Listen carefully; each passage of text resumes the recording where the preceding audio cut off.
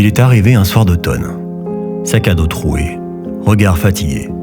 Julien l'avait croisé dans la rue. Il lui a tendu une clé, une assiette chaude, et il lui a dit « Tu peux rester ».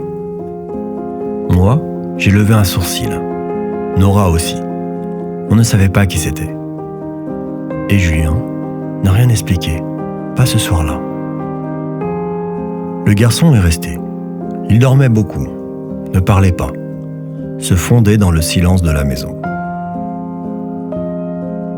Et puis un soir, autour d'un thé, Julien nous a raconté. Il y a longtemps, il était arrivé chez un homme inconnu. Pas vraiment un ami, pas tout à fait un étranger. Juste quelqu'un qu'il avait vu, vraiment vu, et qui lui avait dit « Tu peux rester ».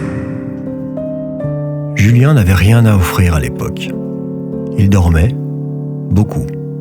Il oubliait de manger, ou mangeait sans faim. Mais peu à peu, il s'était remis à cuisiner, à arroser les plantes du salon, à chantonner parfois, tout bas, comme si quelque chose en lui reprenait souffle.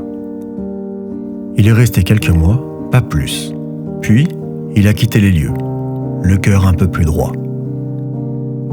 Et en partant, l'homme lui a dit « Tu n'as rien à me rendre, transmets, c'est tout. » Depuis, Julien gardait cette phrase au chaud, comme un bout de ficelle au fond d'une poche. Et ce soir-là, il l'a simplement déroulée. Le garçon est resté un moment. Il n'a pas dit grand-chose. Mais un jour, il a cuisiné pour nous. Un autre, il a réparé un tiroir bancal. Et puis, il est parti. Sans bruit.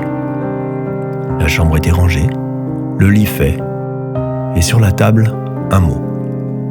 Merci de m'avoir laissé m'effondrer ici.